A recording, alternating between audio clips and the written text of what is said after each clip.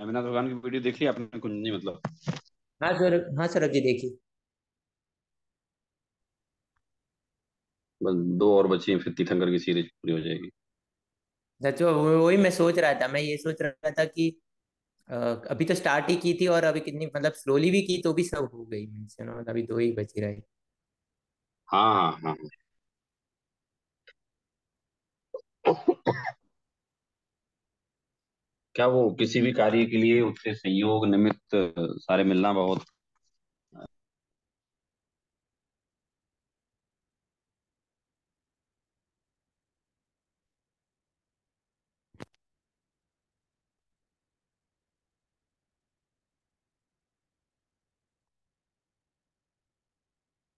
Hello.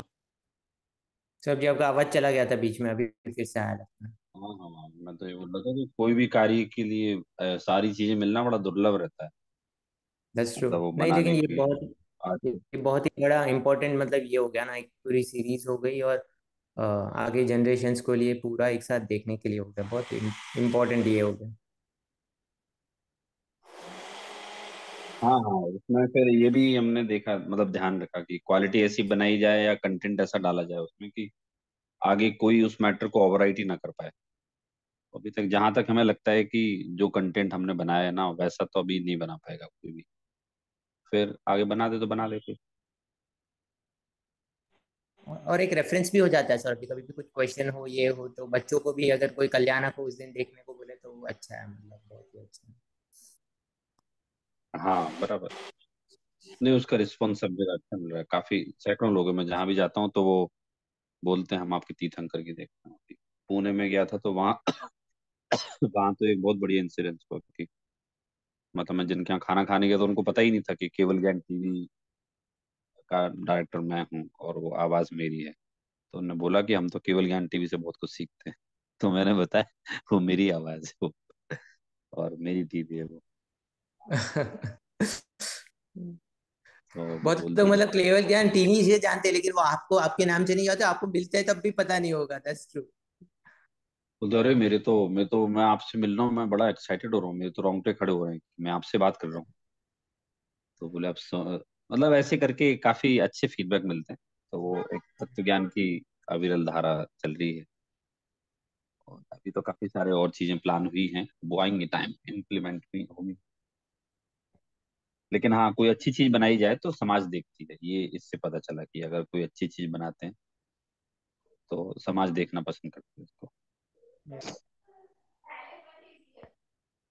Sir जी, हम शुद्ध ज्ञान पे थे और मति मतलब मति ज्ञान को ऑलमोस्ट कंप्लीट ही आखिरी के किया दो था और पैराग्राफ शुद्ध बचे थे। हाँ, आखिरी के दो ज्ञान। पैराग्राफ थे। तो मति और शुद्ध ज्ञान की बात चली, ज्ञान मैं की बात ज्वाइन चल नहीं रही हो थी। पाऊंगा। मैं सिर्फ सुनूंगा। मैं एक प्रोसीजर कर रहा हूँ बट मैं सिर्फ सुन रहा हूँ। हाँ हाँ, चलेगा चलेगा।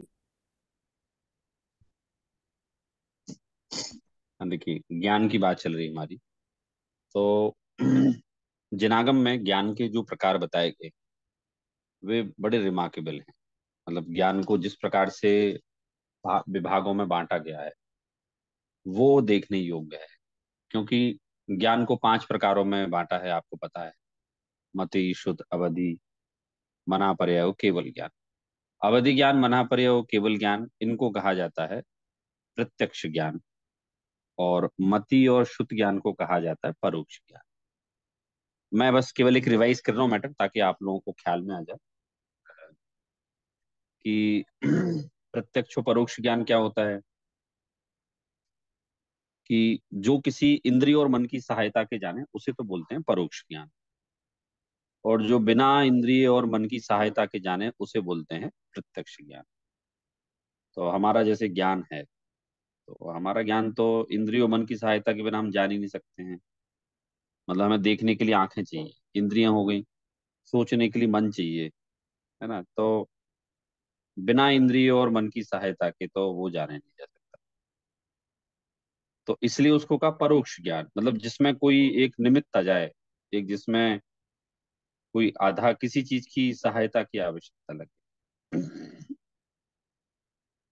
तो जिसमें किसी सहायता की आवश्यकता लगे उसे परोक्ष ज्ञान कहते हैं। प्रत्यक्ष ज्ञान की बहुत साधारण सी परिभाषा है कि जिसमें इंद्रियों और मन की सहायता ना लगे। अवधि ज्ञान है, अवधि ज्ञान कोई आंखों से नहीं होता है, वो तो आंख बंद करके बैठ जाएं और जिसको वो ज्ञान प्रकट हो जाए तो वो अवधि ज्ञानी दूर स्थित पदार्थ को, जो पदार्थ यहाँ नहीं भी है तो दूर स्थित पदार्थ को अपने ज्ञान में प्रत्यक्ष की भांति देख लेते हैं, है ना। तो वो होता है आपका प्रत्यक्ष ज्ञान होता है। और इसमें अवधि ज्ञान, मनापर्य ज्ञान, तो अवधि ज्ञान से अधिक जानना मनापर्य ज्ञान में होता है, मनापर्य से अनंत गुना जानना केवल ज्ञान में होता है। केवल ज्ञान जानने की एक लास्ट सीमा है जिसमें एक समय में संसार के सारे पदार्थ एक साथ जान लिए जाते हैं। उसी क्रम में हमारे मति ज्ञान की बात चल रही थी।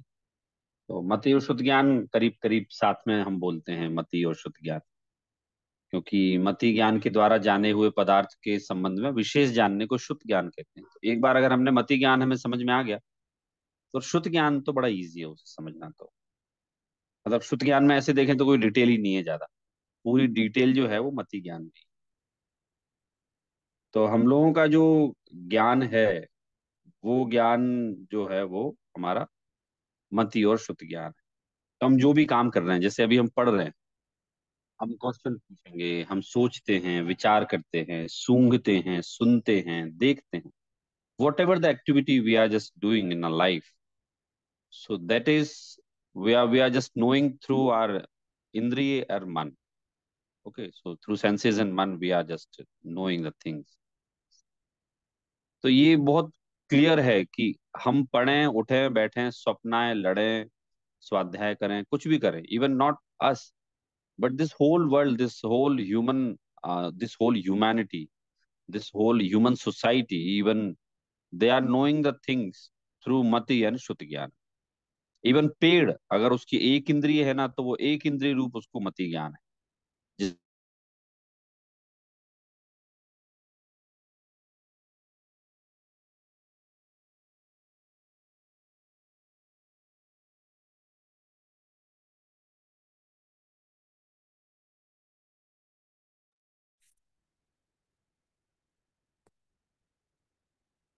सर जी आपकी आवाज़ फिर से गई थोड़ी।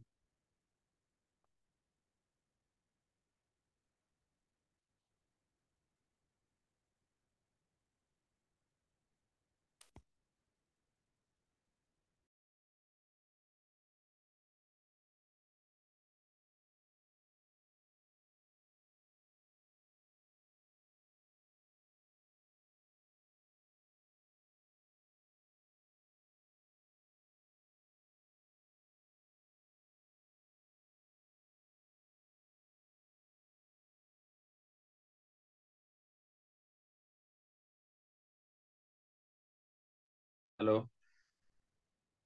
हाँ सर, अब जी आपकी आवाज़ ही गई थी, आप पेड़ की हाँ बोल रहे हाँ, थे और फिर आप वो फिर आप देखने लगे। लाइट आई, स्विच हुआ है वो, मतलब वाईफाई पे शिफ्ट ओके। हुआ है वो, इसलिए कट गया। चलिए। तो मेरी बात यहाँ ये चल रही थी कि हमें जो मति, मतलब जो त्रियंचों को ज्ञान है वो भी मति शुद्ध ज्ञान है, नारकियों को है वो भी मति शुद्ध ज्ञान है। तो किसी को कोई भी ज्ञान वो मति शुद्ध ज्ञान ही कहलाएगा। तो हमारा ज्ञान भी मति शुद्ध ज्ञान है, कोई दूसरा ज्ञान तो है नहीं। तो इन मति शुद्ध ज्ञान के फंक्शन समझ रहे थे हम लोग कि साहब ये मति ज्ञान के फंक्शंस क्या हैं, क्योंकि हमें सदैव ऐसा लगता है ना कि अगर हम इतने ज्ञानवान हैं तो वो ज्ञान कहाँ है, प्रकट क्यों नहीं होता, हम सब कुछ जानते क्यों नहीं। तो वो हमें क्वेश्चन सदैव रहा करता है। तो यहाँ कह रहे हैं कि प्रत्येक जीव का जानना, जैसे किसी को कम याद होता है, किसी को जल्दी याद होता है, तो ऐसा क्यों है? तो ऐसा इसलिए कि साहब जिसका जितना मति ज्ञान वर्ण का क्षेपसम है उतना उसको जल्दी याद होता है। लास्ट टाइम हमारी बात चली थी कि कभी कभी ऐसा भी होता है कि कोई पढ़ने में स्टार्टिंग में होशियार ना हो लेकिन बाद में हो जाता है। तो भाई पहले उसके मति ज्ञान का उतना उघाड़ नहीं था और बाद में हो गया, इसलिए वो होशियार हो गया। तो हमने इसमें मति शुद्ध ज्ञान में हमने जो पढ़ना प्रारंभ किया था वो किया था कि साहब जो मति ज्ञान के जो टूल हैं वो जीव है, नासिका है, नयन है, कान है, स्पर्शन इंद्रिय है, और हृदय के स्थान पर जो 8 पंखुड़ियों का फूले हुए कमल के आकाश आकार के समान जो द्रव्यमन है, वो उसकी सहायता से भी जाना जाता है।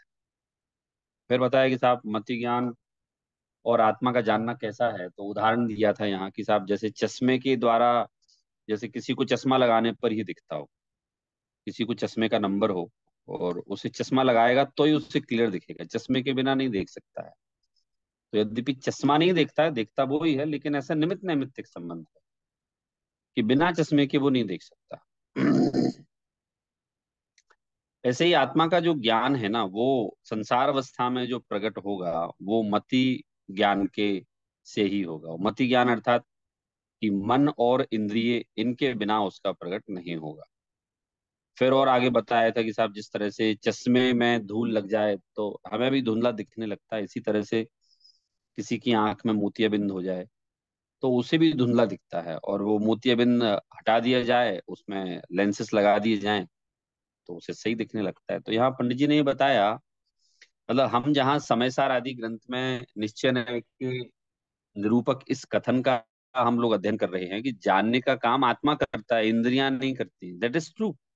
वो निश्चय न्याय से कथन वैसे ही है, लेकिन पंडित जी यहाँ ये बता रहे हैं कि अभी वर्तमान में हमारा जानना होता कैसा है। So what is the combination to know, and what is the procedure and technical things to know the things in the sansar avastha. तो आप इसे यूं समझिए कि ये व्यवहार नए का प्रयोग भले ही कर रहे हैं, जैसे आप व्यवहार नए से हम बता रहे हैं, तो व्यवहार नए तो शरीर और आत्मा को एक कहते हैं ना, परंतु यहाँ ये करें कि कोई भी जीव बिना इंद्रिय और मन के नहीं जान सकता। जिस तरह से किसी को नंबर हो तो बिना चश्मे के नहीं देख सकता, वो ओवर कॉन्फिडेंस में नहीं है। डॉक्टर कहते हैं साहब आप 40 के बाद आपको प्लस का नंबर आएगा, तो आप लगा लेना, तो आता है। मतलब 99% लोगों को 40 साल के बाद प्लस का नंबर आ जाता है, पास की नंबर आ जाता है। तो लगाने पे क्लियर दिखता है और हटा दो तो नहीं दिखता क्लियर। इसी तरह से है, हमारी इंद्रियां अनुकूल रहेंगी तो फिर हमने इस संबंध में काफी सारी चर्चा की थी कि अगर दिमाग में कोई केमिकल गड़बड़ हो जाए, कोई फोड़ा हो जाए, तो उसका जानना कम होता है या विपरीत जानना होता है। तो वो उसका आत्मा का ज्ञान कोई कम नहीं हुआ, क्योंकि शरीर का आकार जो था उसमें धूल लग गई। जैसे चश्मे में धूल लग जाती ना, ऐसे ही फोड़े रूप धूल लग गई, कोई प्रतिकूलता रूप कोई काम हो गया। तो वैसा होने के कारण से इसको नहीं जानना, विपरीत जानना होता है। तो यहाँ एक शब्द आया था निमित्त नैमित्तिक संबंध है। देखो साहब, ज्ञान का और बाह्य द्रव्यों का जो है ना, वो निमित्त नैमित्तिक संबंध है। तो उसमें कोई हमें ऐसा आश्चर्य नहीं करना चाहिए कि जानने का काम तो आत्मा करता है, फिर ये कहाँ से है। तो फिर उसके बाद और उदाहरण लिया था पंडित जी ने कि जिस तरह से कोई पीले कांच से हम देखते हैं तो पीला दिखाई देता है, और नीले कांच से देखते हैं नीला दिखाई देता है। या फिर कोई मदिरा पान कर ले, मंत्रादिक का प्रयोग किसी पे कर दे, तो वो कम जानना होता है उसका। मतलब मदिरा पान का हमने उदाहरण बताया, आप लोग देखते भी वो टीवी में कि मदिरा पान करने के बाद वो हिलने लगता है, उसके पैर स्टेबल नहीं हो पाते हैं। कम जानना होता है मतलब उसका मदिरा पान में। और कोई अगर भूतादिक उस किसी को परेशान करे तो भी वो जानना नहीं होता है। तो इसी तरह से आप जानना कि साहब हमारा आत्मा का जानना जो है ना, वो इंद्रिय और मन के अधीन है। और इस ज्ञान के द्वारा स्पष्ट भी जानना होता है, स्पष्ट भी जानना होता है, समीप से अलग जानना होता है। कभी तत्काल जान लेता है, कभी जानने में बहुत देर लगती है ना। और कभी संशय सहित जानता है, कभी कंफर्म जान लेता है। किसी को वही चीज, कभी कभी हमें वही चीज बहुत जल्दी क्लियर हो जाती है, कभी कभी हमें टाइम लगता है। तो इस तरह से ये मति ज्ञान की बात हमने यहाँ तक पढ़ी थी। सर फिर जी यहाँ पे सर जी एक प्रश्न, मतलब एक क्वेश्चन, एक डाउट क्लियर करते हैं कि हाँ बताइए प्लीज। मति ज्ञान सेंसेस से, मतलब सेंसरी नॉलेज है जो पांच इंद्रियों और मन से पता चलेगी, लेकिन उसके बाद जो ज्ञानावरणीय कर्म है वो भी उसके पीछे चलेगा। यहाँ एक निमित्त होगा और फिर नैमित्तिक, मतलब वो जो कारण है वो ज्ञानावरणीय कर्म का संयोजन होना जरूरी है, तभी वो सच्चा ज्ञान होगा। हाँ वो तो देखिए वैसे ही होगा ना कि भाई अगर अगर ज्ञान ही नहीं है, कितनी अच्छी इंद्रियां हो, जैसे किसी की कितनी अच्छी दिमाग की बनावट हो, अगर वैसा क्षय समय उघाड़ नहीं है उसका, अगर ज्ञानावरण दर्शनावरण उसके आगे आ रहा है, तो वो कैसे जानेगा? भाई वो अगर कर्म आड़े है तो वो कैसे जानेगा? वो भले ही मनुष्य हो गया तो उससे क्या हुआ? तो इंद्रियों की एक अनुकूलता तो जस्ट एक सामान्य स्टेटमेंट है। मूल रूप में जो कह रहे हो ना कि कम जानना होता है, ज्यादा जानना होता है, किसी को ज्यादा जल्दी समझ में आता है, देर से आता है, तो वो तो क्षुत्सम का ही काम है ना वो तो। लेकिन अगर ये राइट। इंद्रियां नहीं हुई तो इनके द्वारा फिर मतलब उसका वो जानना होगा ही नहीं, उसका वैसा क्षुत्सम भी नहीं होगा। तो क्षुत्सम भी किसका प्रकट होता है भाई? जिसकी पांच इंद्रियां हो, जो संगी हो, तो उस हिसाब से उसका क्षुत्सम रहेगा। सब जी, लेकिन यहाँ पे और एक चीज होती है कि जैसे कोई किसकी एक इंद्रिया ठीक ना हो, तो उसका मतलब जानना दूसरे इंद्रियों से हो सकता, मतलब वही चीज, मतलब वो इंद्रियों से नहीं जाएगा, लेकिन वो पदार्थ को जानना, मतलब उसको ज्ञान को गे बनाने की उसकी क्षमता तो होगी, क्योंकि वो पंचेंद्रिय है, संगी भी है और सैनी भी है। तो हम उसे भी एक बात को समझ सकते हैं कि जैसे आंख के ना होने पे वो पदार्थ को नहीं जानना होगा, मतलब देखना नहीं होगा, पर उसको जानना उसका शुरू रहेगा, और वो मति ज्ञान के संयोजन से भी वो जानना सिमिलर हो, जैसे हो सकता है, ऐसा मानना सही होगा कि नहीं? नहीं देखिए, अब देखने की पूर्ति तो देखने का करेगा ना, तो उसे एक्चुअली में जो पदार्थ का आभास आंखों से होना चाहिए वैसा तो नहीं होगा, लेकिन राइट। इंद्रिय से जैसे पदार्थ का उसका आभास होना चाहिए, इंद्रिय से तो होगा ना। तो उसका क्षुत्सम का कंसंट्रेशन इंद्रिय से हो जाएगा। भाई हम आंखों से देखते हैं तो हमारा ज्ञान आंखों से देखने पर प्रॉपर काम करता है, या और उसको प्रॉपर एनालाइज करता है। अब लेकिन जिनकी आंखें नहीं होती हैं, जन्म से नहीं होती हैं, बाद में चली जाए, तो कहते हैं उनका स्पर्शन इंद्रिय का जो सेंस है ना, वो सूंघने का वो बहुत डेवलप हो जाता है। तो वो है हम्म। तो पंच इंद्रिय, चार इंद्रिय नहीं है, क्योंकि पंच इंद्रिय की वो है ना उसको। तो पंच इंद्रिय तो ज्ञान भी उसका राइट। वैसा ही है। अब आप कहें कि साहब वो स्पर्श के द्वारा जैसा आंखों से जानता वैसा जान लेता, तो वैसा नहीं जानता। स्पर्शन इंद्रिय में उसकी कुछ विशेष क्षयुत्सम प्रकट हो जाता है, जिसके कारण से वो पदार्थों को छू के उनमें अंतर पता लगा लेता है। ठीक है, लेकिन वो रंग का डिफरेंस तो कर ही नहीं सकेगा, because देख नहीं सकता। हाँ देखिए, अब अगर हम कहें तो चक्षु इंद्रिय का जानना तो चक्षु इंद्रिय से ही हो सकता है ना, और थोड़ी किसी से हो सकता है। वो तो चक्षु इंद्रिय का जानना चक्षु इंद्रिय से होगा वो तो। राइट। और स्पर्शन का स्पर्शन से जानना होगा वो। हम्म।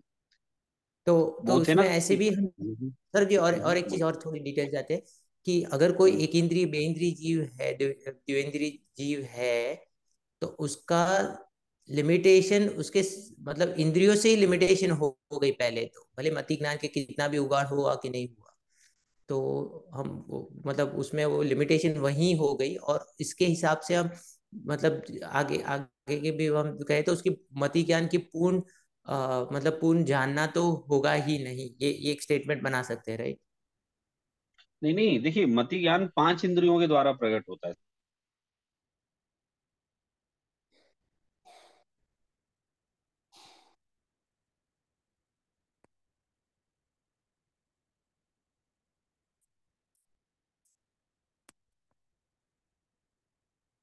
उस इंद्रिय से मति ज्ञान प्रकट होगा वो। सब जी, एक मिनट आपका कट गया, 2 मिनट आपकी आवाज चली गई, फिर अभी आई। हाँ, अभी अभी आ रही, हेलो। हाँ, अभी आ रही है। हेलो। हाँ, मैं बोल रहा हूँ कि जैसे एक इंद्रिय है तो उसके स्पर्शन इंद्रिय, तो उसका मति ज्ञान केवल स्पर्शन इंद्रिय संबंधी प्रकट होगा। जिसकी राइट। पांच इंद्रिय हैं तो वो पांच इंद्रिय संबंधी प्रकट होगा। तो जितनी इंद्रियां उतना मति ज्ञान प्रकट। सब जी, लेकिन उसमें एक एक बात ऐसी हो गई ना कि पुद्गल को या किसी पदार्थ को जानने की एक लिमिटेशन तो हो गई, राइट? क्योंकि हाँ इससे होगी आगे ना, तो वो सौ जान ही परसेंट नहीं सकेगा, बिकॉज इंद्रिय है ही नहीं। 100% हो गई, क्यों नहीं होगी? भाई और हमारी उसका हमारी जिज्ञासाओं की पूर्ति कुंजन जी केवल स्पर्श करने से नहीं होती है। हमारी राइट। जिज्ञासाओं की पूर्ति देखने से भी होती है, सूंघने से भी होती है, सुनने से भी होती है। अब हमारी चूंकि पांचों इंद्रियां हैं तो हमारी तो पूर्ति पांचों इंद्रियों से होगी ना। लेकिन राइट। जिसकी केवल स्पर्शन इंद्रिय है तो उसका ज्ञान ही उतना प्रकट है कि वो स्पर्शन इंद्रिय के द्वारा ही जानेगा, अन्य के द्वारा नहीं जानेगा। ठीक है। हाँ सर जी, वही क्लेरिफाई करना था कि मतलब इंद्रियों से अब ही मतलब लिमिटेशन वहीं आ गई, और पदार्थ का पूर्ण जानना नहीं होगा। और आगे जाके हम जब शुद्ध ज्ञान और बाकी ज्ञान की बात करेंगे तो मति ज्ञान ही में ही लिमिटेशन हो गई, तो बाकी ज्ञान भी लिमिट हो ही जाएंगे, ऐसे ऐसे मानना मतलब आगे चल के ऐसा हो सकता हाँ, तो अवधि ज्ञान जो है ना, अवधि ज्ञान एक तो पंच इंद्रिय को होगा, मतलब ये दो तीन चीजें हमें देखनी पड़ेंगी कि एक तो है। अवधि हाँ ज्ञान कायम होगा तो पंच इंद्रिय को होगा, माना पड़े ज्ञान ही पंच इंद्रिय को होगा, केवल ज्ञान पंच इंद्रिय को होगा। तो इनमें तो राइट। ये रूल अब होंगे नहीं, तो भी केवल ज्ञान हो सकता है। जैसे आपने रामानुजन का नाम सुना होगा, the greatest mathematician of the world. मतलब वो रामानुजन का दिमाग ना आइंस्टीन से भी तेज था, ये सब लोग जानते। रामानुजन जिए नहीं, मेरे ख्याल से 22 या 30 साल ही जी पाए वो। लेकिन आप पढ़ेंगे ना नेट पे तो आपको पता है 1912 में उनकी मृत्यु हो गई थी। तो वो आखिरी आखिरी के टाइम में उनको उनके पास ज्यादा समय नहीं था, उनको ये हुआ था, टीबी हुआ था। तो उन्होंने ना कुछ इक्वेशन लिख के उसके ना आंसर्स निकाले थे। आप जानते हो वो इक्वेशन पूरी सॉल्व करने में कि इसके आंसर रामानुजन ने कैसे निकाले होंगे, अभी 2012 या 19 में जाके सॉल्व हुई, बोलो 100 साल लग गए। सैकड़ों साइंटिस्ट लगे रहे उसमें इक्वेशन को सॉल्व करने में कि भाई ये आंसर लाए हैं तो कैसे लाए, इसकी इक्वेशन क्या हुई होगी। अब उनसे जब पूछते थे ना लोग, आप पढ़ना पूरा रामानुजन के बारे में, तो लोग कहते हैं कि साहब उस समय रामानुजन किसी भी इक्वेशन का जवाब सेकंड्स में देते थे। बोले ये तो वर्ल्ड का कोई भी सुपर कंप्यूटर आज भी नहीं कर सकता। 1912 की बात नहीं हो रही, ये तो आज की हो रही, कि जिस स्पीड से वो जवाब देते थे, आंसर देते थे, एग्जैक्ट आंसर, इसका आंसर ये आएगा। क्योंकि वो ऐसा बोलते थे कि हम पे तो देवी माँ की कृपा है, आप लोग कोई इक्वेशन बोलते हो, क्वेश्चन बोलते हो, मुझे उसका आंसर दिख जाता है कि ये आंसर इसका हो।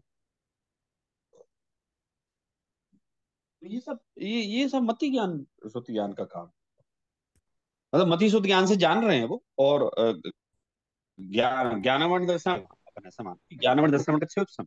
अब ये चीज ना कोई एक इंद्रिय में नहीं हो सकती, क्योंकि एक इंद्रिय का तो केवल स्पर्शन इंद्रिय से जानना है, मतलब वो इक्वेशन नहीं बना सकते। ये इक्वेशन वाला काम तो पंच इंद्रिय वाला करेगा। हाँ, अब ये बात अलग है कि पंच इंद्रिय में किसका कितना ज्ञान प्रकट है। भाई मेरा क्षयोपसम अलग है, आपका क्षयोपसम अलग है, रामानुजन का क्षयोपसम अलग है। तो ये इस प्रकार से जो हम क्षयोपसम के एग्जाम्पल देखेंगे ये पंच इंद्रिय के मिलेंगे, क्योंकि जितनी इंद्रियां प्रकट उतना क्षयोपसम प्रकट, कम इंद्रियां कम क्षयोपसम। तो इसीलिए हमें जो 12 भावना में पढ़ाया जाता है कि भाई आप जो हैं, हम लोग महाभाग्यशाली हैं, क्योंकि हमें पंच इंद्रिय मिली, उत्तम देश मिला, समझने की बुद्धि मिली। वो इसीलिए कहा जाता है कि हम भाग्यशाली हैं।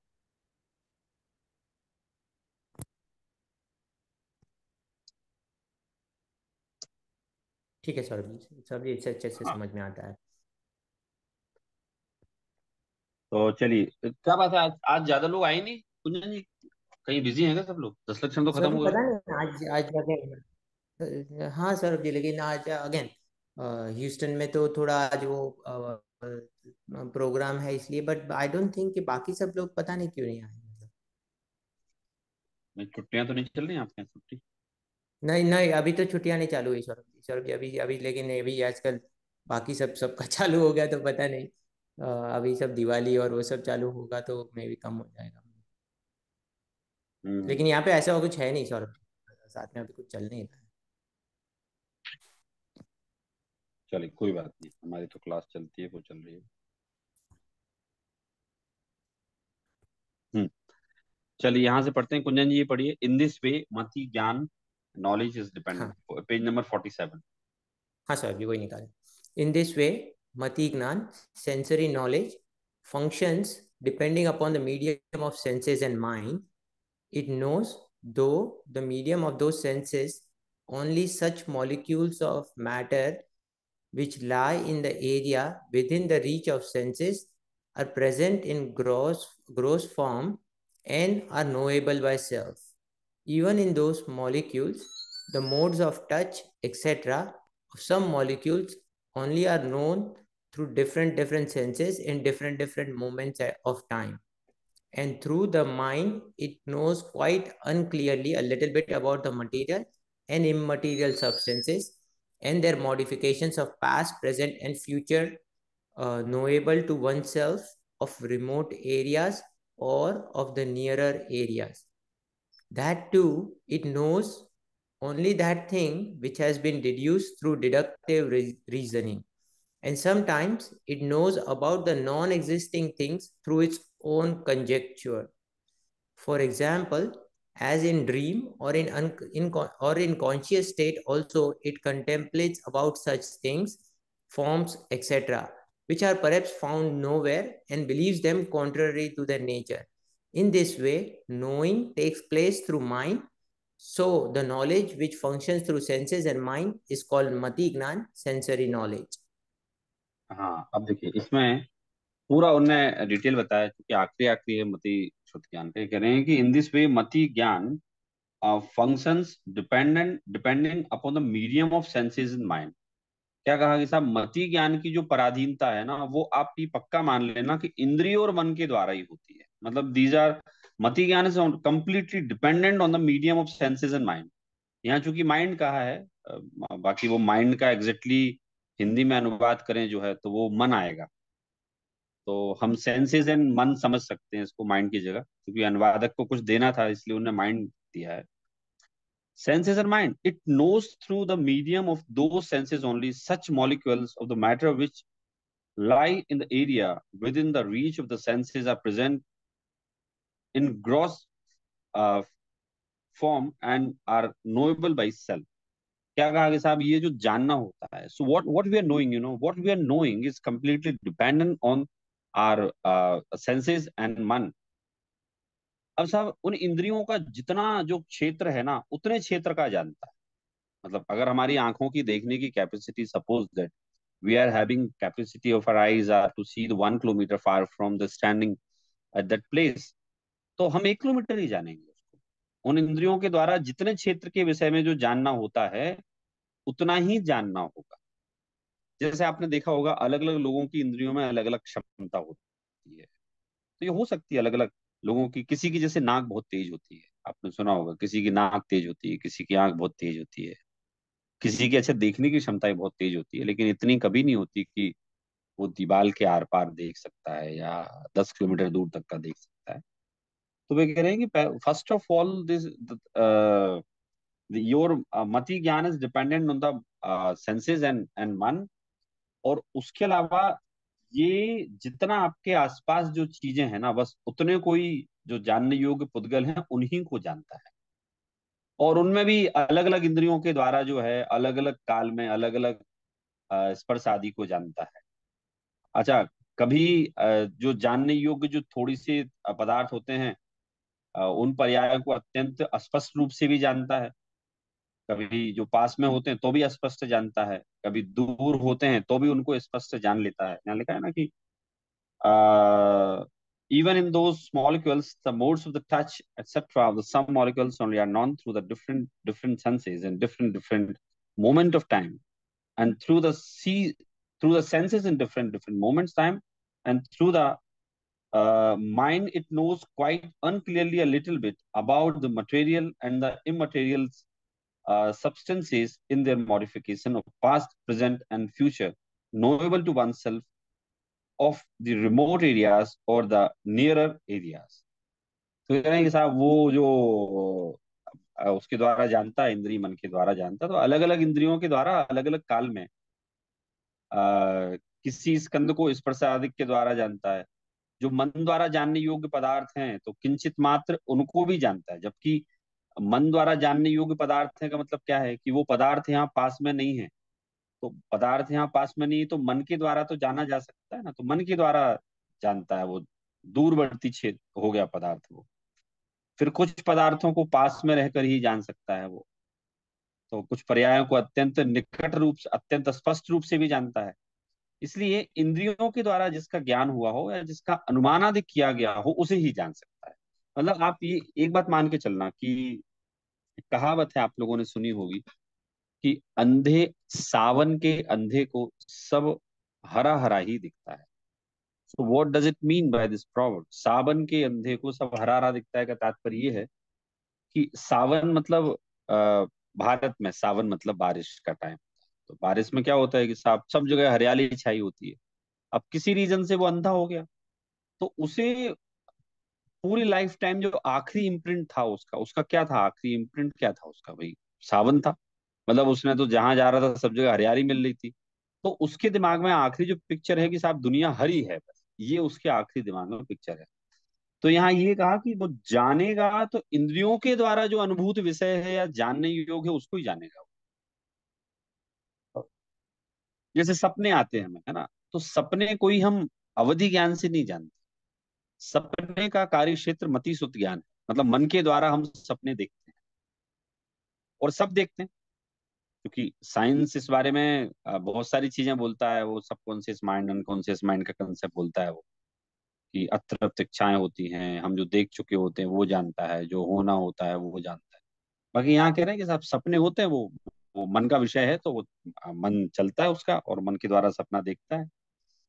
It knows quite unclearly a little bit about the material and the immaterial substances in their modifications of past, present, and future, knowable to the oneself of the remote areas of the nearer areas.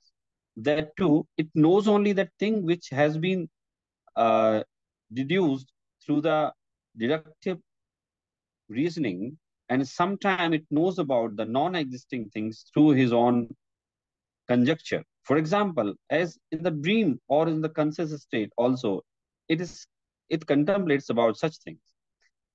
तो उन्होंने कहा कि साहब दूरवर्ती पदार्थ को कैसे जानता है कि स्वप्न सबको आते हैं। मतलब स्वप्न ऐसा है नहीं किसी को नहीं आया, हम सबको स्वप्न आते हैं।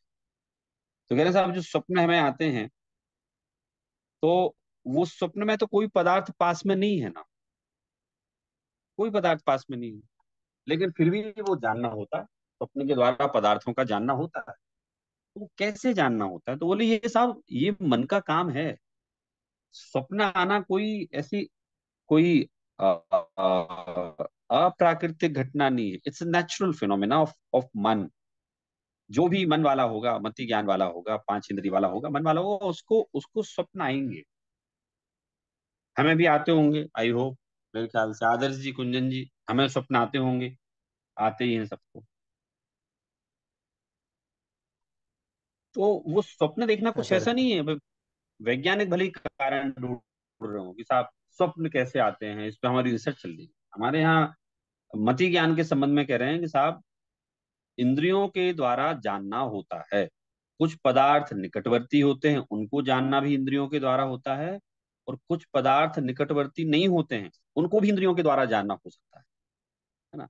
तो जैसे स्वप्न में वो पदार्थ हमारे निकट नहीं है तो भी जानना होता है।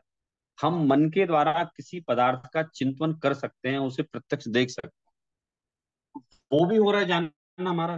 वो मन के द्वारा जानना हो रहा है। जैसे फोटोग्राफिक मेमोरी किसी किसी की होती है, मतलब वो एक बार देख ले तो उसे फिर वो सदा काल उसे याद रहता है, ऐसा ये लोग कहते हैं कि उसे फिर हमेशा वो चीज याद रहती है उसे। उसकी फोटोग्राफिक मेमोरी ऐसी कहलाती है। तो भी वो जानना हो रहा है उसका, तो वो पदार्थ वहां नहीं है तो फिर भी उसका जानना कैसे हो रहा है कि साहब मन का काम है, मन जान सकता है। इसमें क्या, इसमें कौन सा आश्चर्य है। मन ना जाने ऐसा कैसे हो सकता है, क्योंकि मन का तो काम है ना जानना। मन का काम जानना है, इसलिए मन जानता है। तो मति श्रुति ज्ञान में, मति ज्ञान में ने पर जानता है पदार्थ के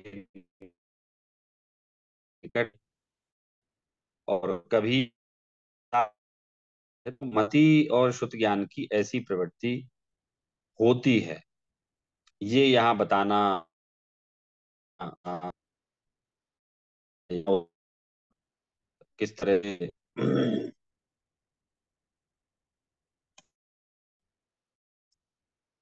हाँ, ये जानना होता है इस तरह से। ठीक है। हम्म। तो यहाँ कह रहे हैं कि it knows only that thing which has been deducted through the deductive reasoning, and sometimes it knows about the non-existing things through this his own conjecture. For example, as in the dream or in conscious state also, it contemplates about such things, forms, etc., which are perhaps found nowhere, and believes them contrary to their nature. In this way, knowing takes place through mind. So knowledge which functions through senses and mind is called mati ज्ञान. तो उन्होंने कह दिया कि साहब वो कदाचित अभी कल्पना भी करता है, तो कल्पना करना भी जो काम है ना, वो कल्पना करना काम भी मति ज्ञान का है, मन का काम है. तो कभी आकार आदि का चिंतन भी करता है, कि कहते हैं ना कि भाई उन्होंने परिकल्पना की उस चीज की, तो वही मति ज्ञान का काम, मतलब वो कोई अलग से चीज बना नहीं रहा है. मति ज्ञान उस चीज की कल्पना करने की क्षमता उसमें है, तो वो करता है. इस प्रकार जो मन का जानना होता है, सो इंद्रिय और मन के द्वारा जो जानना होता है, सो उसका नाम मति ज्ञान जानना. यहाँ पिछला जो मैटर है वो हमें क्लैरिफाई किया था, तो उसी को आगे यहाँ कंटिन्यू कर रहे हैं पंडित जी. और वो कह रहे हैं साहब आप मति ज्ञान का स्वरूप ऐसा ही जानना. जैसे आप जो स्वप्न आते हैं, तो स्वप्न आना क्या है, तो स्वप्न आना साहब मति ज्ञान है. हेलो, आवाज आ रही है आप लोगों को? सर जी आवाज आ रही है आपकी. हेलो, अच्छा आ रही है, ठीक है. हम्म. तो जो स्वप्न का जानना, स्वप्न आना है, वो मति ज्ञान का काम है. हम जो आंखों से देखते हैं वो मति ज्ञान का काम है. अपन कहते हैं कि भाई तुम्हारा दिमाग खराब हो गया क्या, तो वो भी मति ज्ञान ही है. वो मतलब इंद्रियां डिस्टर्ब हो गई ना, तो इंद्रियां डिस्टर्ब हो गई तो मति ज्ञान का. किसी को फिर दवाई दे दो तो वो सही हो जाता है, दवाई दे दो सही जानने लगता है, क्योंकि उसकी इंद्रियां व्यवस्थित हो गई. मतलब ये वाला क्वेश्चन मुझसे कई लोग पूछते हैं, चूंकि हमारा तो यहाँ प्रकरण चल ही रहा है, लेकिन कई लोग पूछते हैं, आज भी पूछते हैं कि सौरभ जी जब हमारी आत्मा में ज्ञान है, फिर ऐसा क्यों कहा जाता है साहब वो दिमाग डिस्टर्ब हो जाता है तो कम जानना होता है. तो फिर मैं उनको यही उदाहरण देता हूँ कि हम लोग मति और शुद्ध ज्ञान वाले लोग हैं, और हम इंद्रिय और मन की सहायता से जानते हैं. तो अगर इंद्रियों में कहीं भी डिस्टरबेंस हो जाता है, तो हमारा जानना भी डिस्टर्ब हो जाए. इंद्रियों में कहीं भी डिस्टर्ब होगा, क्योंकि हम तो अभी उसी के थ्रू जान रहे हैं ना, भाई मति और शुद्ध ज्ञान के थ्रू जान रहे हैं. तो अगर हमारा कहीं भी जानना डिस्टर्ब होता है, तो कहीं भी जानना डिस्टर्ब होगा तो हमारा, सॉरी, इंद्रियां डिस्टर्ब होंगी, तो हमारा नेचुरली जानना भी हमारा डिस्टर्ब हो जाएगा, ऐसा यहाँ कहा.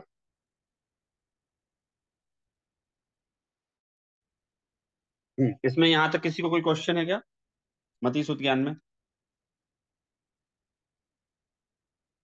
सर जी मैं एक चीज व्यवस्था. यहाँ पे मतलब ये, अ, जब हम हम्म. स्वप्न देखते हैं या ड्रीम देखते हैं, तो उसमें ऐसे देखने जाओ तो पांच जो इंद्रिय नहीं होती, सिर्फ मन ही यूज होगा. लेकिन इंद्रिय काइंड ऑफ बैकग्राउंड में यूज होगी, ऐसा मानते हैं, राइट? बिकॉज कुछ देखा, कुछ मतलब समझा हाँ या हाँ, ऐसा हो कुछ, रही तो ना, किस क्यों हो सिर्फ रही? मन यूज होगा. नहीं नहीं, अरे सिर्फ मन कैसे रह सकता है भाई, इंद्रिय और मन राइट. का तो कॉम्बिनेशन है ना. मन अकेला राइट. कैसे रहेगा? मन ने भी तो वो योग्यता प्राप्ति की, काय में की भाई, हमारे शरीर में ही तो की ना, जो पंच इंद्रिय से परिपूर्ण है. राइट. तो वो हाँ वही असंगी को क्लेरिफाई जानना करना. क्यों नहीं होता, उसको सपना क्यों नहीं आता, असंगी को सपना क्यों नहीं आता? क्योंकि उसका जानना ही नहीं होता मन के द्वारा. अब हमें सपने क्यों आते हैं? क्योंकि भाई मन का काम है, और मन कहाँ है, मन हमारे शरीर में ही तो है. राइट. तो जो अपन देखते ना भाई कि भाई वो साइकोलॉजिकल स्टेप है, डिप्रेशन में है, खुश है, दुखी है, ये सब कुछ इंद्रिय मन के द्वारा जानने पर ही होता है ना. और हमारा, हमारी पता है, हमारी इंद्रियों का स्पेसिफिक फॉर्मेट बना हुआ है, जिसमें आप लोग को ऑलवेज बोलता हूँ ना कि मनुष्य ना एक सामाजिक प्राणी है. इसे, ये समाज में जब रहता है ना तो सही रहता है. आजकल देखो अपना वो स्ट्रेस पे बात होती है ना हमारी, चाहे, तो हम उसमें स्ट्रेस में मैं अभी काफी सारी चीजें ले रहा हूँ यहाँ, जनागम के आलोक से ले रहा हूँ. तो उसमें साहब अपन ये देखें कि साहब आदमी जो यूरोपियन कंट्रीज हैं, वो अकेले रह रहे, बहुत परेशान है, डिप्रेशन में है. क्यों डिप्रेशन में? ये साहब मानव की संरचना कैसे हुई, सोशल. ये सामाजिक रहेंगे तो सही रहेंगे, भले ही सामाजिक में किसी से बुराइयां होंगी, किसी से अच्छाइयां होंगी, लेकिन फिर भी ये सही रहेंगे. अब आज साहब अकेले, अकेलापन चाहिए, अकेलापन चाहिए. जैसे आपके यहाँ तो प्राइवेसी बहुत चलती है, प्राइवेसी प्राइवेसी प्राइवेसी मतलब क्या होता है साहब? हमारे बारे में कोई कुछ जान ना पाए, ठीक है, आपके फाइनेंशियल्स कोई ना जान पाए मान लिया, लेकिन वो कहते साहब हम हमारी लाइफ में कोई कुछ डिस्टर्ब ना करे, हम भले ही स्वच्छंदता करें, हम भले ही फ्री होके कामाचार करें, हम दुराचार करें, हम कुछ भी करें, कोई हमें रोकने टोकने वाला नहीं, हम ड्रग्स लें, कुछ भी लें, तो साहब उसके कारण तो साहब समस्या आ रही है। तो फिर समाजविदों ने क्या कहा कि साहब मनुष्य की संरचना सामाजिक के लिए हुई है साहब, अगर ये समाज में रहेगा, सब लोगों के बीच में रहेगा तो सही रहेगा। जैसे यहाँ भारत में ऐड आते हैं, आप पुराने टाइम में आप लोग जब यहाँ थे तब भी आते थे कि साहब आपका बेटा अगर अकेले कमरे में बंद है तो आप उसे हल्के में ना लें, या तो वो कोई टेंशन में है या वो ड्रग्स ले रहा है, तो इसलिए वो कमरा बंद करके अकेले में रहता है, तो उसे अकेले में ना रहने ना। तो ऐसे ही जो इंद्रियों की संरचना है ना, ये स्पेसिफिक वैसे नामकरण के उदय से संरचना ऐसी ही हुई है कि वो वैसा काम करें, मतलब वैसी फंक्शन करें, जानने रूप काम करें। और आप भी देखिए कितनी परफेक्शन से हमारी इंद्रियां हैं। सूंघने का काम हमारी नाक ही करती, आंखें नहीं करती, है ना। और सुनने का काम हमारे कान करते हैं, हमारी आंखें नहीं करती, नाक नहीं करती। तो एक एक इंद्रिय जो है वो अपने अपने स्पेसिफिक विशेषता को लिए हुए है और वो वैसा ही प्रवर्तन करती है। कोई भी इंद्रिय अपनी सीमा का उल्लंघन नहीं करती, मतलब कोई भी इंद्रिय है वो अपनी सीमा का उल्लंघन कभी नहीं करती, उसकी सीमा योग्य जो काम है ना वो उसी सीमा योग्य काम करती है बराबर। तो ये मति श्रुति ज्ञान की एक व्यवस्था है जो हमें समझ में आने पर काफी सारी चीजें हमारी क्लियर हो जाएंगी। फिर हम कभी डरेंगे नहीं, हमें कभी कम जानना हो गया, ज्यादा जानना हो गया, है ना। अ, फिर हमें टेंशन की कोई बात नहीं। आगे का पैराग्राफ है, आखिरी पैराग्राफ है, तो पढ़िए आदर्श जी, आप पढ़िए। Further the one sensed being.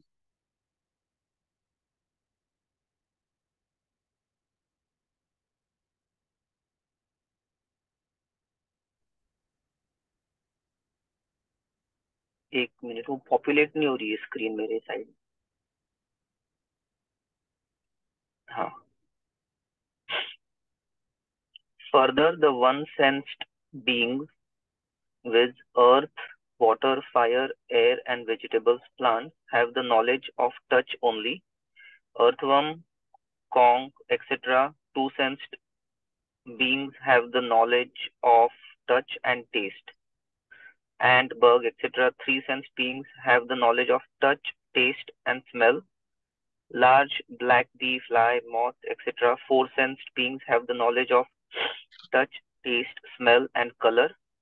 Crocodile, cow, pigeon, etc. Animals, subhuman beings and human beings, celestial beings, infernal beings. These are five sensed beings. They have the knowledge of touch, taste, smell, color, and words, sound. In animals, Syrianchers, many are rational, that is with mind, and many are irrational, that is without mind. There, the rational beings have the knowledge arising from mind. The irrational beings do not have the same. And the human beings, celestial beings, infernal beings are only rational beings. All of them are found possessed with the knowledge arising through the medium of mind.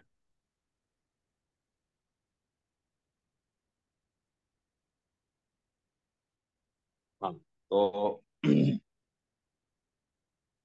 अब इसमें जो बता रहे हैं वो ये कह रहे हैं कि साहब पृथ्वी, जल, अग्नि, पवन, वनस्पति, एक इंद्रियों का, इन सबको जो एक ही इंद्रिय का ज्ञान है, मतलब स्पर्श का ज्ञान है, कह रहे हैं ना। Further the one sense being where's in earth, water, fire, air in the vegetables, अर्थात इवन इट्स मीन एक ही ज्ञान है, वो ज्ञान है, इनको स्पर्शन इंद्रिय का ज्ञान है।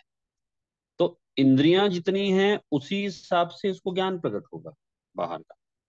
अब इसकी एक इंद्रिय है तो इसको एक, वो वैसे ही ज्ञान प्रकट है इसको। जिसकी दो इंद्रिय हैं तो दो इंद्रियों के नाम गिनाए हैं यहाँ कि साहब जिसकी दो इंद्रिय है तो उसको दो इंद्रिय संबंधी ज्ञान है, जिसकी तीन इंद्रिय है तीन इंद्रिय संबंधी है। तो लट, शंख, ये इन्होंने बताया है कि जैसे earthworm, conch, etc. Two sense being have the knowledge of touch and taste. जिनकी दो इंद्रियां हैं उनको दो दो इंद्रियों का ज्ञान है, स्पर्शन और रसना का ज्ञान है उनको। और फिर कह रहे हैं कि साहब जो कीड़ा मकोड़ा इत्यादि जो है वो तीन इंद्रिय कहलाती हैं।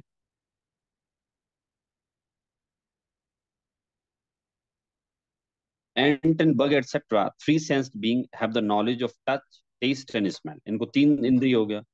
Large black bee, fly, moth etc. Four sense being have the knowledge of touch, taste, smell and the color.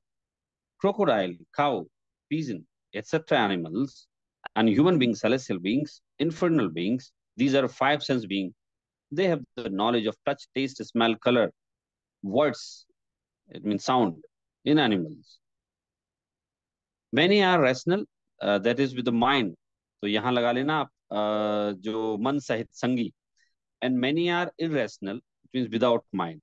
तो इसमें जो है जो पंचेंद्रिय जो कहे गए हैं इसमें, तो पंचेंद्रिय में मनुष्य देव नार की पंचेंद्रिय, इनमें स्पर्श रस गंध वर्ण सारा ज्ञान होता है। तो त्रियंचों में कई संगी हैं कई असंगी। ठीक है, जो त्रियंच हैं उसमें कुछ संगी होते हैं कुछ असंगी होते हैं।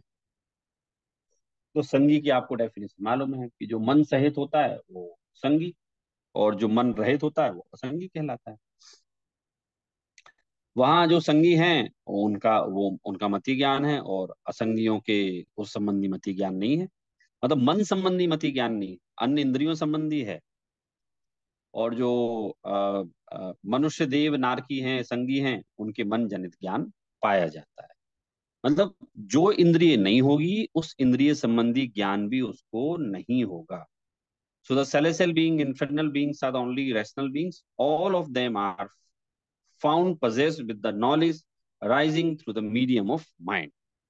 भाई जिनको ये नहीं है उनको वो वाला ज्ञान भी नहीं है। तो जो इंद्रिय नहीं है उसका उसको ज्ञान नहीं है। इस तरह से आ, हमारा आप लोग ध्यान देंगे तो एक बहुत बढ़िया चर्चा हमारे सामने चली साहब, जो मति ज्ञान है वो कैसे जानता है। और हमारे ये क्वेश्चंस के भी हमें आंसर मिल गए कि किस तरह से हमारा ज्ञान जो है फंक्शन करता है। हमारा ज्ञान एक इंद्रिय का ज्ञान कैसे करता है, दो इंद्रिय का ज्ञान कैसे फंक्शन करता है, तीन इंद्रिय का कैसे करता है। तो लोग कहते हैं ना साहब कि मच्छर जब है वो जब उसका मन नहीं होता फिर उसे अगर हम मारने जाएं तो भाग क्यों जाता है। तो कह रहे मन नहीं है भैया उसको, लेकिन तीन इंद्रिय संबंधी ज्ञान तो है ना उसको। चींटी है तो साहब चींटी के जब मन नहीं है तो फिर वो कैसे स्मेल सूंघती हुई और वो वस्तुओं के पास में आ जाती है। तो कह रहे मन भले ही ना हो लेकिन तीन इंद्रिय संबंधी उसको ज्ञान है। तो इसमें काफी डिटेल में पंडित जी ने बताया कि किस तरह से मति ज्ञान जो है वो पराधीन है। और हम संसार अवस्था में सब लोग मति और श्रुत ज्ञानी हैं, भले ही वो त्रियंच हो, मनुष्य हो, देव हो, नारकी हो। और प्रत्येक जीव को अपने अपने हिसाब से मति और श्रुत ज्ञान होता है। तो इस तरह से हमारी मति ज्ञान की चर्चा पूरी हुई है। हम अभी शुद्ध ज्ञान की भी हम चर्चा प्रारंभ कर सकते हैं। वैसे तो इजी है, मति ज्ञान समझ लिया तो शुद्ध ज्ञान भी समझ में हमें आ ही गया। तो पढ़ते हैं, चलिए पढ़िए कुंजन जी, आप पढ़िए। Now what dependent functioning of the शुद्ध ज्ञान। Dependent functioning of Shrutnan, scriptural knowledge. Now, whatever object has been known by Mati Gnan through its reference, the knowledge by which another object is known is called Shrut Gnan, scriptural knowledge. It is of two kinds, Aksharmat, lettered or verbal, and Anaksharatmak, letterless or non-verbal. For example, someone listens to or sees the world jar. The knowledge produced in a person is Mati Gnan, sensory knowledge, and the knowledge of the object jar arising with its reference is called Shrut Gnan, scriptural knowledge. Likewise, other examples are to be known. This is Aksharatmak Shrut Gnan. Further knowledge of cold arising through the sense of touch is Mati Gnan. With its reference, the knowledge evolved that is not beneficial. Hence, better to run away from here is the Shrut Gnan. Similarly, other examples can also be given. This is Anaksharatmak Gyan, Ashud Gyan. The one sense, etc., irrational beings, jeeves without mind, possess anaksharatmak shrutgnan only, and rational beings, jeeves with mind, possess both types of shrutgnan. So this shrutgnan is thus dependent even on matignan, which itself is dependent in many ways, as and its shrutgnan is dependent on various other factors also. Hence, it is to be known as extremely dependent. अब देखिए,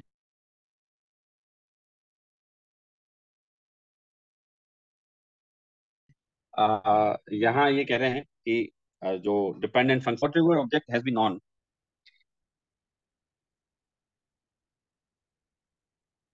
तो यहाँ कह रहे हैं whatever object has been known by mati gyan through its references, the knowledge by which another object is known is called श्रुत ज्ञान. तो मति ज्ञान के द्वारा जिस अर्थ को जाना जाता है उसके संबंध में अन्य अर्थ जिसके द्वारा जाना जाए सो श्रुत ज्ञान है, या विशेष जिसके द्वारा जाना जाए श्रुत ज्ञान. दो प्रकार का यहाँ बताया है श्रुत ज्ञान कि एक तो बताया उनने अक्षरात्मक और एक अनक्षरात्मक बताया है. तो अक्षरात्मक अनक्षरात्मक कैसे होता है कि हम लोग तो मनुष्य हैं, हमें दो ज्ञान होते हैं, अक्षरात्मक अनक्षरात्मक. अक्षरात्मक ज्ञान कैसे होता है कि साहब अग्नि, अग्नि कहने पर हमें अग्नि शब्द समझ में आए, ठीक है, वो हमारा हो गया अक्षरात्मक शुद्ध ज्ञान. और अनक्षरात्मक मतलब कि जैसे हमने अग्नि को छुआ तो वहां किसी ने बोला नहीं, लेकिन वो अग्नि को छूने पर हमें पता है ये गर्म है, हाथ जला देती है, तो वो हो गया अनक्षरात्मक शुद्ध ज्ञान हो गया. तो मति ज्ञान के द्वारा ही जाने हुए होगा कि भाई मति ज्ञान ने जाना, फिर शुद्ध ज्ञान ने उसको विशेष जाना.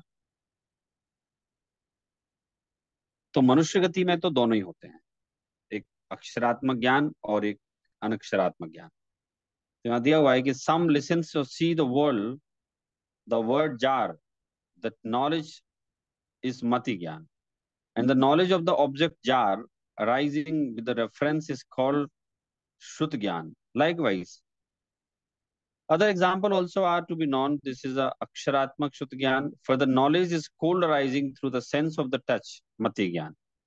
तो हमने टच किया तो किसी ने टच किया तो उसे ठंडा लगा वो, तो वो अनक्षरात्मक हो गया वो, है ना.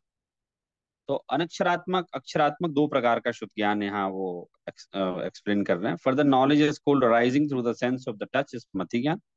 With its reference the knowledge evolve that this is not beneficial, hence better to run away is shuddh gyan. भाई वो उसने देखा कि साहब ये अग्नि है या पानी है, ना जाना. फिर उसने कहा साहब विशेष अब क्या जाना कि भैया ये बाढ़ का पानी है, बाढ़ आ रही है, भाग लो. ये अग्नि है, अग्नि बहुत भयंकर बढ़ रही है ये, तो इससे यहाँ से भाग लो. तो विशेष जाना उसने. Similarly other example can also be given. This is अनक्षरात्मक शुद्ध ज्ञान. ये अनक्षरात्मक शुद्ध ज्ञान है, भाग लो भाई यहाँ अग्नि है, किसी ने कहा नहीं है लेकिन हम समझ गए देख के कि ये हमें जला देगी. The one sense etc. irrational being, जीव without mind possesses अनक्षरात्मक शुद्ध ज्ञान. कह रहे हैं एक इंद्रिय जो है असंगी जीव, उनको तो अनक्षरात्मक ही शुद्ध ज्ञान होता है, क्योंकि वो बोल नहीं सकते ना, तो बोल नहीं सकते तो उनको अनक्षरात्मक शुद्ध ज्ञान ही होता है.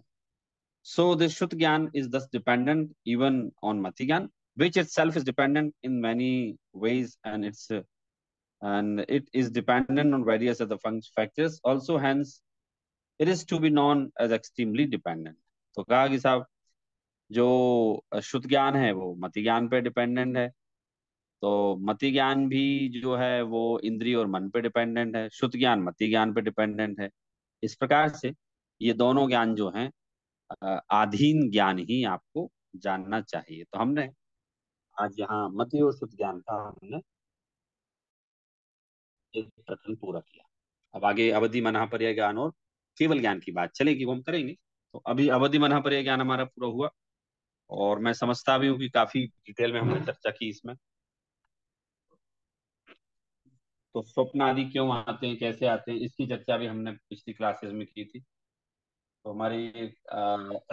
हमारे डाउट हो, किसी और के भी डाउट हो कभी कि साहब स्वप्न के बारे में आपका जनागम क्या बोलता है, तो हम बोलते हैं ना साहब ये मन का काम है, तो मन में आते हैं, जब सोते हैं तो भले हमारी पांचवी इंद्रियां बंद हो जाती हैं, लेकिन मन तो चलता है ना, तो मन से हमें स्वप्न आते हैं। और एक इंद्रिय कैसे जानता है, तो बोले जानता है ना, उसकी एक इंद्रिय है तो उससे जानता है, वो एक इंद्रिय मात्र जानता है, वो जिसकी दो है वो दो इंद्रिय मात्र जानता है। तो इस तरह से। सौरभ जी, इसमें और एक चीज आगे लेते हैं कि जिससे जिससे इंद्रिय या अ, मन से मतलब जो विभाव होंगे या जो मोह राग देश होगा वो भी बढ़ते जाएगा, वो भी ऐसा एक मानना हो सकता है कि नहीं? काय से मोह राग द्वेष बढ़ता जाएगा। जैसे अपने इंद्रिय या मन से ये होगा, मतलब तो राग बढ़ेगा, मतलब हर चीजों का अट्रैक्शन होगा, मतलब जैसे कषाय भी बढ़ेंगी, ऐसा मानना सही होगा कि नहीं? नहीं नहीं, अगर इंद्रिय और मन के होने से कषायें बढ़ती होती तो फिर तुम्हारे मुनराजों की भी कषाय बढ़ना चाहिए। ये तो मोह पे डिपेंड करता है ना, कषाय का बढ़ना। इंद्रिय और मन तो हमारे ज्ञान की, समझ लो, परिपक्वता का परिचायक है कि हमारा ज्ञान मैच्योर है और हम आत्मा को जान सकते हैं, अच्छे बुरे का निर्णय कर सकते हैं। अब उसके द्वारा कषायें बढ़ भी सकती हैं और कषायें खत्म भी हो सकती हैं, दोनों बातें। So you, if you have earn money, so it is up to you where you are just utilising, whether you are just going Las Vegas, है ना, or whether you are just spending your money in pilgrimage.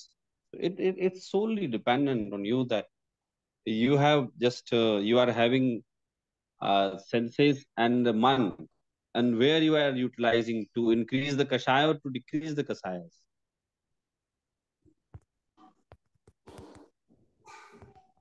ठीक है sir. हाँ, चलिए, तो आज की class हमारी समाप्त होती है। जिनवाणी स्तुति लेते हैं हम लोग। निज निधि निज में बताई, यह अनंत उपकार है, इसके लिए जनवाणी माँ को वंदना सत बार है, वंदना सत बार है। जय जिनेन्द्र सभी को। Thank you Saurabh ji. जय जिनेन्द्र। हम इसे कंटिन्यू करेंगे, मतलब शुद्ध ज्ञान से थोड़ा आगे भी बढ़ते ही जाएगा, मतलब इससे और भी पता चलेगा डिटेल्स। पांचों ज्ञान की अच्छी नॉलेज है इसमें पूरी। यस।